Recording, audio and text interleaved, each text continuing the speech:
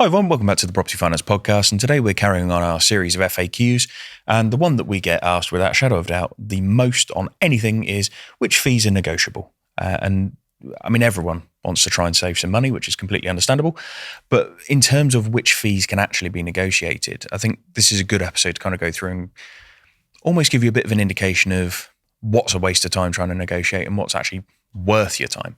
So the first thing I would say is arrangement fees to a degree are negotiable. So most lenders will charge a 2% arrangement fee. I would say 75% of lenders will never, ever negotiate that arrangement fee. Some will have a look at it though. So I think that one is worth a little bit of time. The legal fees to a degree are negotiable. So the lender's legal fees, as well as your own legal fees as well, because I think when you go out for a quote, it's very easy to look at a solicitor's quote and say, right, okay, yeah, I'm happy with that. I'll stick with that. But there is, to a degree, an ability to go back to the solicitor and say, well, can you improve it a little bit here, there, possibly?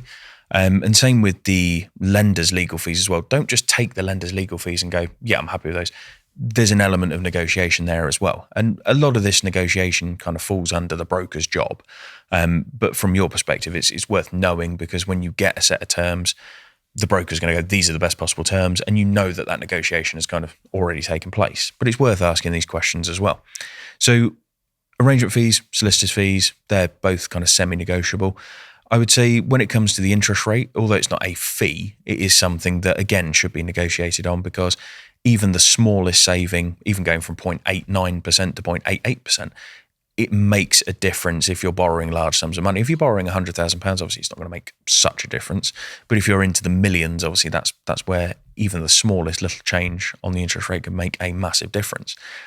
When it comes to broker fees, everyone's going to try and negotiate a broker fee.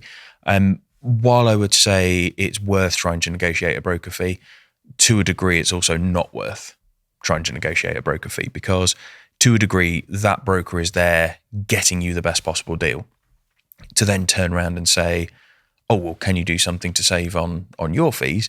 It's a bit of a kick in the teeth for the broker to have that. So I would say, whilst it's worth maybe asking the question if it's a rather expensive broker, just remember what's gone into actually sort of getting to the point of terms, etc.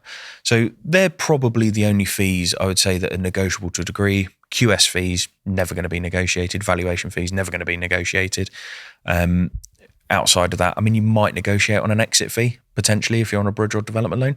You might be able to get that down. I'd say that's worth getting down, actually, if you can, because if you can get the exit fee down, obviously it's going to improve profitability at the back end as well. And it saves you having to worry about thinking about, because it's a fee that tends to get forgotten about as well. So by negotiating it down, it makes that pain, when you remember it, a little bit less.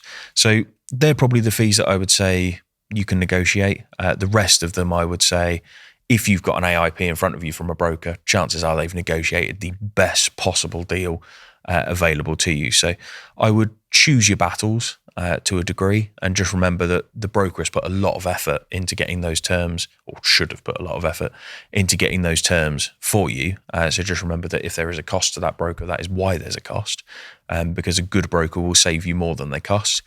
So if a broker's charged you a 1% broker fee, chances are they've saved you more than 1% across the entire deal over that 12 months by either negotiating the interest rates or arrangement fees or whatever. So just remember that a lot of negotiation has probably gone into that point as well. So hopefully it's helpful. Thank you very much for listening. Catch you on the next one.